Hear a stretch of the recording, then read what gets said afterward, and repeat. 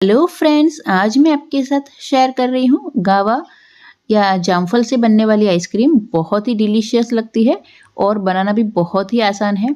तो यहाँ इसके लिए मैंने 3 जामफल ले लिए बड़े। और ये अगर अंदर से लाल नहीं निकले ना तो आपको फूड कलर जो आता है ना रेड वाला, वो थोड़ा डालना पड़ेगा। मेरे जामफल का कलर थोड़ा लाल ही है तो फिर मैंने फूड कलर नहीं डाला। फिर इसको हम मिक्सर में क्रश कर लेंगे।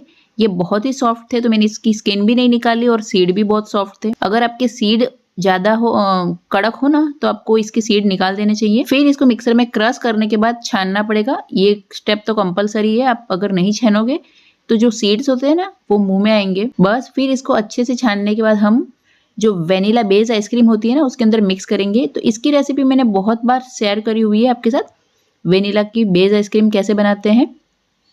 आपको मैं डिस्क्रिप्शन बॉक्स में इसकी लिंक भी दे दूंगी। बस इसके अंदर हमने जो प्यूरी रेडी की है जामफल की उसे मिक्स करेंगे और यहाँ मैंने 2 से 3 टेबलस्पून जितनी चीनी ली है।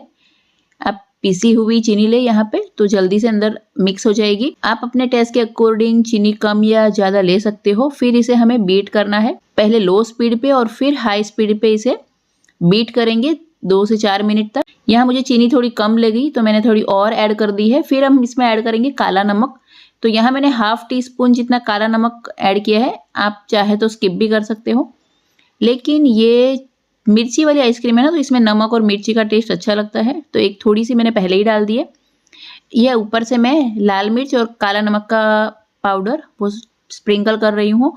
और जो हमारी प्यूरी थी ना जामफल की वो थोड़ी सी बची थी तो मैंने ऊपर से ऐसे ही ड्रॉप करके डाल दी है। अब मैं यहाँ पे काला नमक और लाल मिर्च का पाउडर प्लेट में ले रही हूँ और उसके अंदर जो ये ग्लास है ना कांच की जिसमें भी आप आइसक्रीम सर्व करने वाले हो, इसके ऊपर थोड़ा सा नींबू लगा दीजिए और ये इस तरह से आपका सर्विंग बाउल रेडी हो जाएगा। बहुत ही देखने में अच्छा लगता है और जो उसका टेस्ट आइसक्रीम के साथ मिक्स होता है ना वो भी बहुत अच्छा लगता है, थोड़ा खट्टा मीठा टेंगी। तो देखा ना इसे घर पे बनाना कितना आसान है। और आपको मेरी रेसिपी पसंद आई हो तो मेरे चैनल को लाइक, शेयर और सब्सक्राइब करना ना भूलें।